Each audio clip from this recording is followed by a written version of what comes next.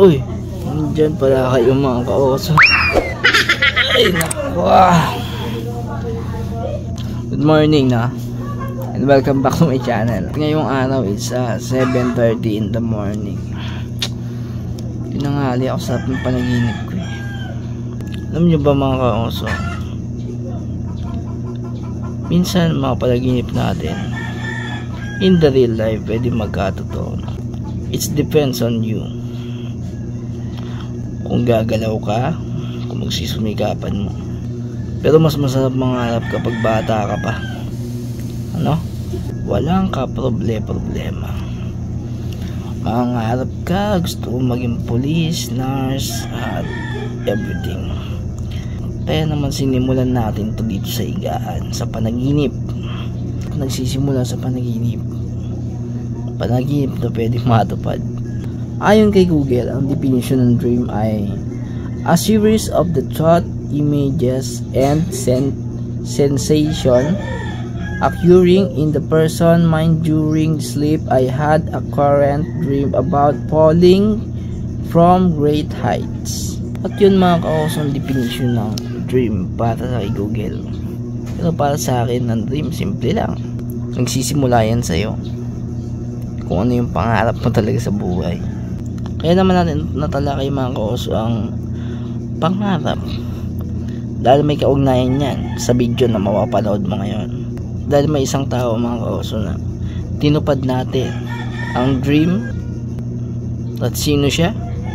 Panoorin nyo to. A meaning of minds with one purpose, to be subversive. We drive verses of convergence of lyrical merchants, collaborations with Picasso, paint wordscapes, literary masterpieces, create a stroke of genius.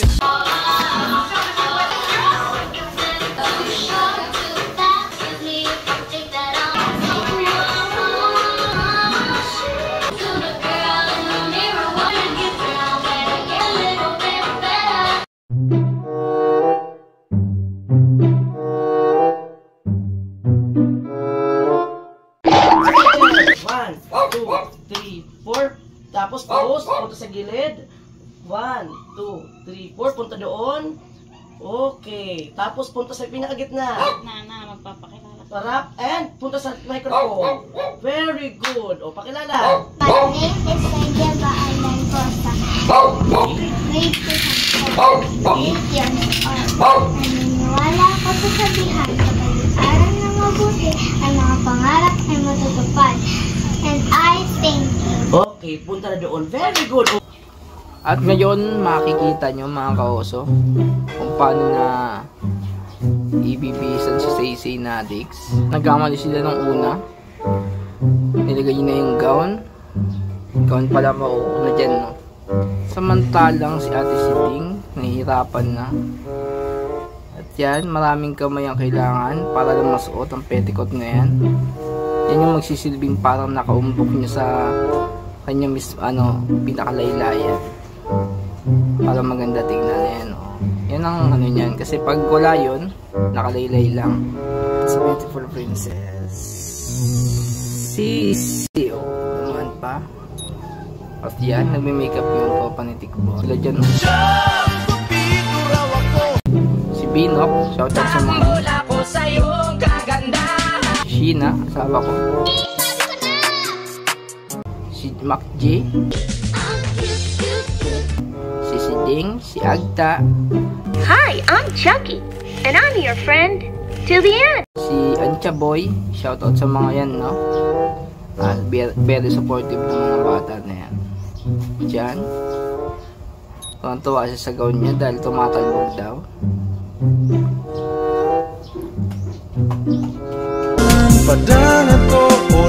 Ayan si Ate Padang naka-Girl Scout. At ito naman si Aiza at ang kanyang mga chikiting.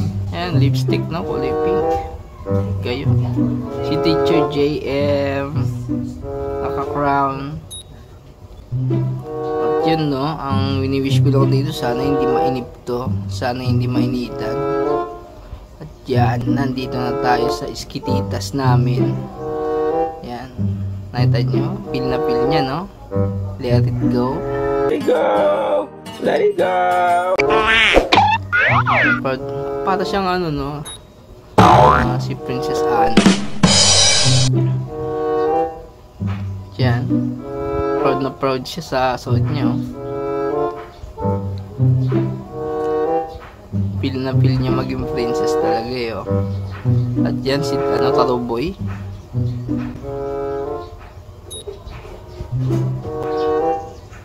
Dito ay kalsada na ng Lamidalya.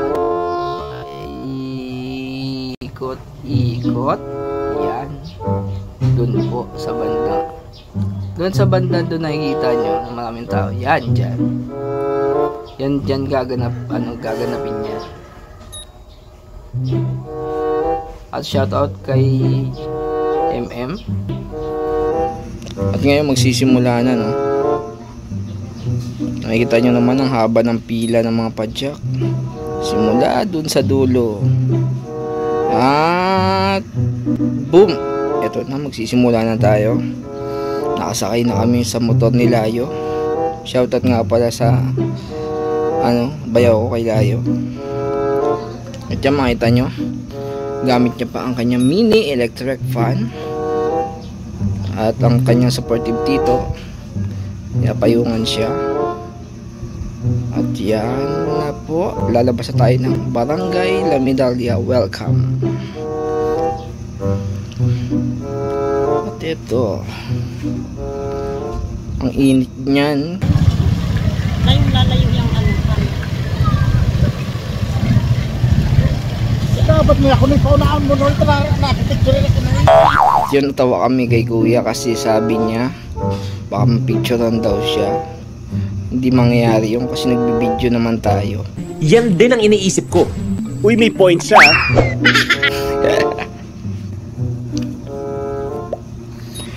At yan, shoutout kay Layo, ang aming driver, the sweet lover.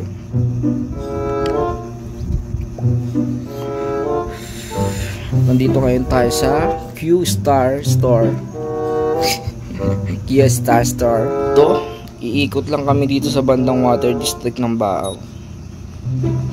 Yan, mga bata, ang dami, no? Mga pinsan ni Sisi yan. Tatalunan pa dyan, malaglag na. Sabihin Chamba. Shoutout dito kay Honesto, kay Jiro, at sa iba pa. Ito na, no, si Udit, nagsasayawan sila.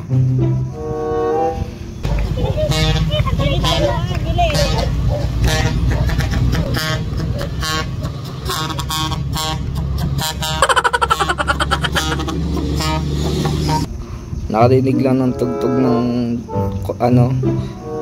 truck. Ito si Sisi, narik siya mo ko. Nakita ni mama niya, nagalit, no.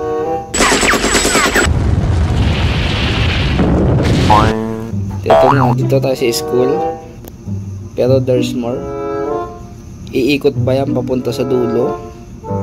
Dun sa may ilog ng Lamidalya. Dito na tayo sa kalagitnaan. Sige pa. Unting pihit na lang.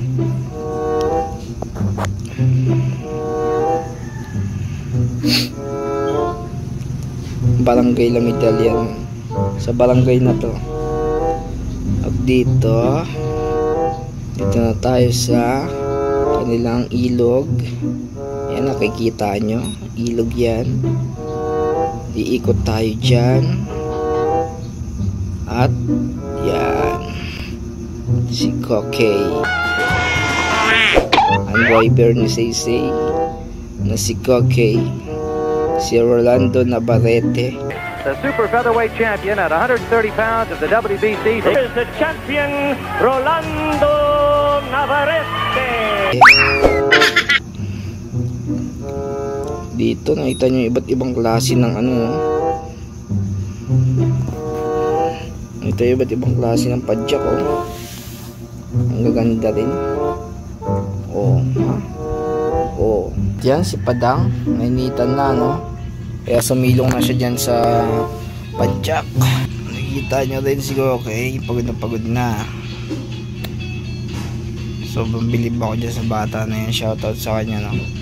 Yan, nakikita nyo, pasensya na kayo sa mukha ko. Lukot-lukot na, no? Yan talaga, ang init dyan, no? Kunting kibot na lang naman yan. Nandun na tayo sa finish line. Nandun na tayo sa totoong laban. Oops, Sisi, oh. Sisi, hindi niya makangiti. Hindi niya makangiti, say. Barangay ng La Medalla. I love La Medalla nakalagay. LM. Dito nakikita nyo mga kauso, mga bata. Sobrang ganado, sobrang aktibo. Para silang di napapagod, no? Sa probinsya nyo lang makikita yung mga ganyang bata, no? So yun na nga, medyo nakakangiti na ako. Kasi parang malapit na tayo sa katotohanan. So, makikita nyo yung mga nakatambay. Si mama, nakadilaw.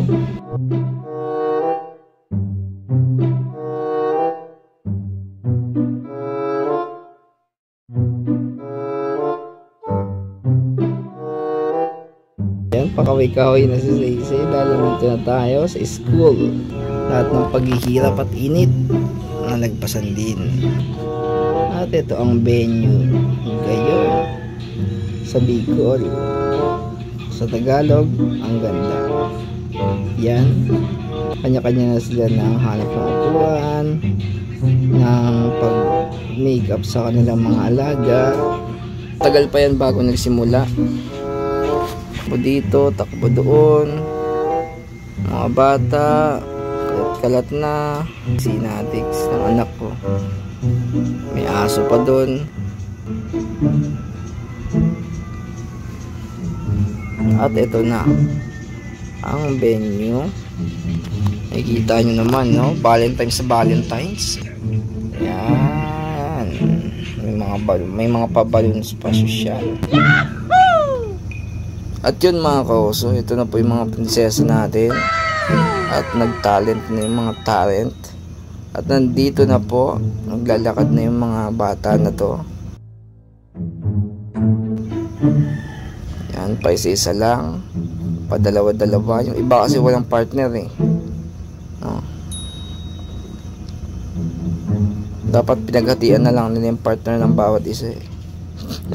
Uy, may point siya.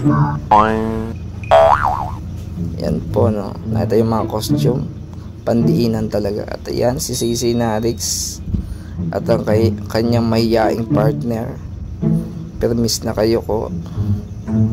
Yung halatang pinilit lang. Oh no! Yun ang mga itsura ng halatang pinilit lang eh. At yan. Hirapan pa si Sisi Narix sa kanyang gown. Nag-a-adjust. Hindi naman kasi kontesera itong anak ko mga kaos, no? At yan, nakikita nyo naman, no? At may sasabihin si Manuel Lindon. Makinig kayo. Tahimik lang ako, ha? Nagbagang ko niya sa pagkalasel sa Diwal ko sa Masano sa pamamayan ni Chef Ganito Ilarne sa mga kapigil, mga bisita, mga estudyante, kami yung aming Guzman po. Buwan po, wala na pagkikulang kami pag-corona po para green is green of health. Mga na po mataksiyan, so ito. Ayun mga kauso, no? At salamat sa magandang mensahe ng ating Manny Lindon. Shoutout, no?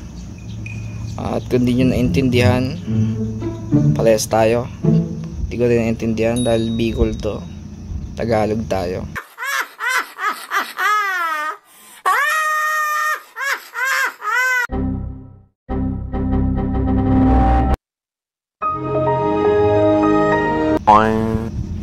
Pero mukhang maganda yung sinabi niya. At ito isa-isa na pong magpapakilala yung mga bata.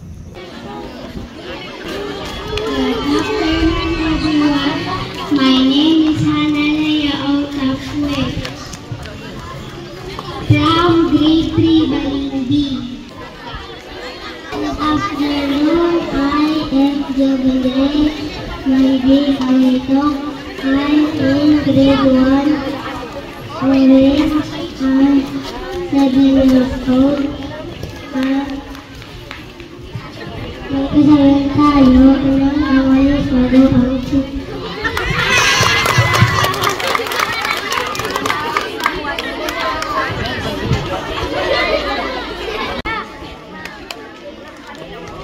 Good afternoon, everyone. My name is Kathleen Dennis Idumasi. I am 10 years old, representing grade 5 basic, at naniniwala sa kasabihan, ang mabuting ugali, masaganang buhay ang sukli, and I thank you. Magandang araw sa lahat. Maliit man ako sa inyong paningin, malaki naman ang aking puso. Rosemary Sigayte, kumakatawa sa ika-apat na baita. Good day everyone. Not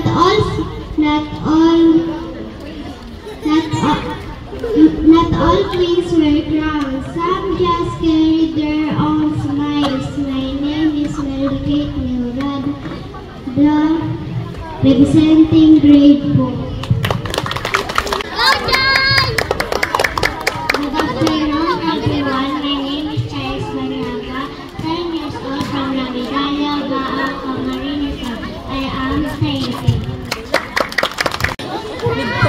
Good afternoon, everyone. My name is Giselle Bitterell, 12 years old, grade 6, Cosmos,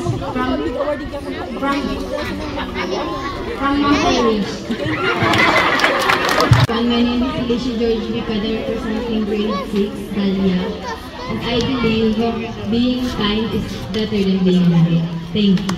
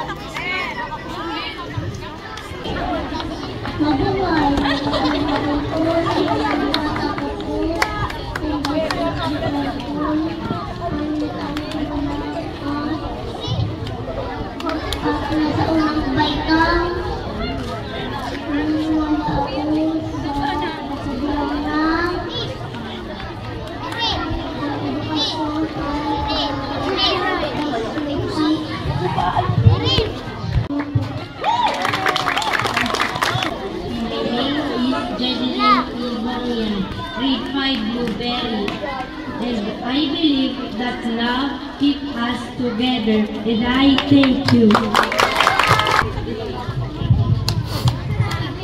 Mabuhay!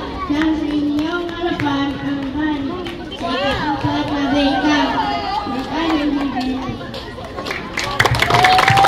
Awak mo yung microphone. Awak mo yung microphone.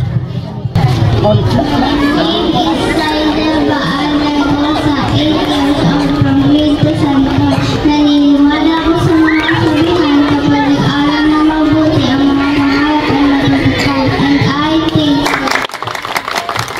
At ito po may sasabihin si Beata.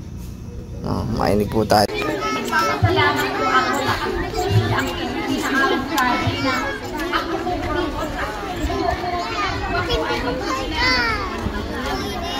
po nakalimutan ako kasi sa nag-invite ako. Super open kali. Ani kani po kadi ka space na adil. Yung one po ana kami po rito. Part po ka barangay council. Kami po namin makakuha po kami participation kami financially. Ayan. Diyan mga kauso, maganda ang sinabi niya. At di din uli natin naintindihan. 2 beses na yan! Nakita niyo po yung talent ng bata na to. Magaling siya sumayaw, no? Pasensya na kayong magalaw yung camera kasi bata yung naghahawak nito, no? Huwag ka na akong kaliwanag!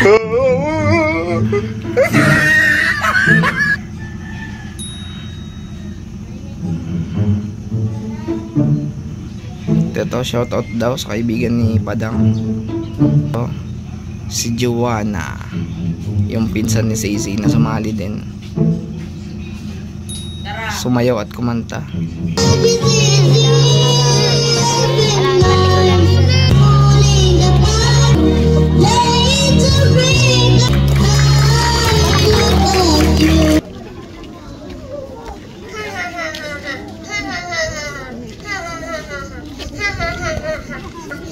Nanay, tatay, bakit niyo po ako iniwan?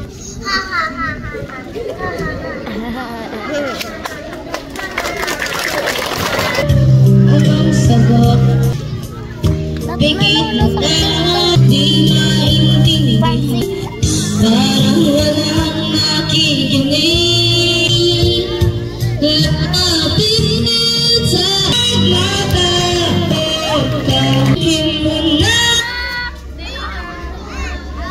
Bella Sisikap may bagong isa.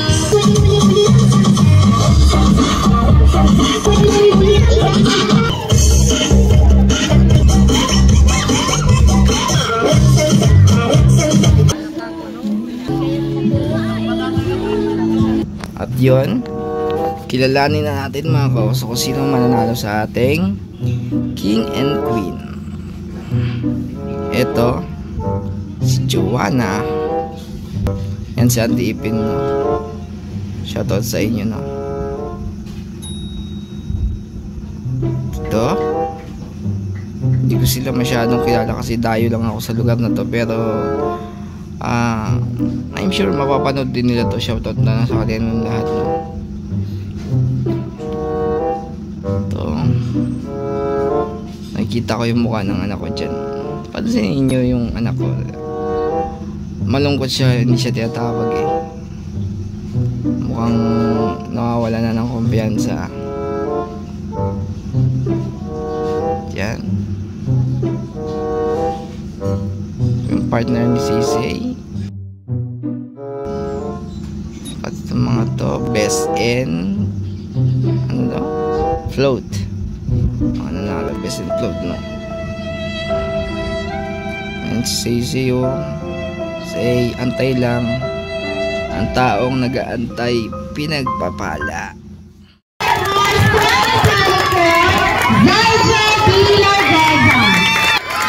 Si Sisay, siya ang tinaguri ang King and Queen. Siya ang kokorona.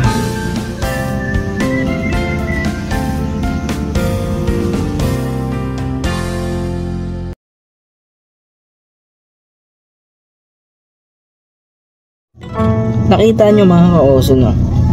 Sa video na pinanood ko sa inyo, akala ng anak ko, sa mukha niya palang makikita mo na, akala niya talo na, akala niya hindi niya magagawa. Kasi nakikita niya yung mga kasabay niya na may tatanggap na parangal at siya hindi.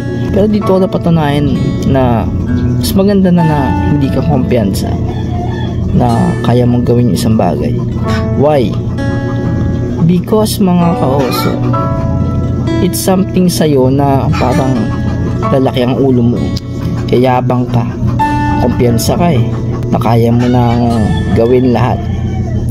Pero di mo napapansin mga kaoso na unti-unti ka nitong nilalagay sa point na matatalo ka. Probably mga kaoso, mas maganda na yung kinakabahan kasi doon may pag-iingat ka. Siya yung naging King and Queen of Hearts 2024. Mas maganda mga kaoso, wala kang expectation yung gagawin mo na lang yung lahat para magbigay yung best mo. Pag hindi ka kumpiyansa, wala kang expectation. At sana mga kaoso na hindi masaya kayo sa video na ito kahit late na ano. At matagal ako bago nakapag-upload kasi busy. Hindi nyo lang ako magdadahilan kasi kung at least mga kaoso kung nagustuhan nyo yung ating video for today, so huwag nyo kalimutan mag-like, comment, and mag-subscribe sa ating channel and hit the bell button para pag may next upload tayo na kahit matagal is Una ka sa makakapanood. Ayaw mo. At yun lang mga kaoso. Tulog-uli ako. And base panaginip dream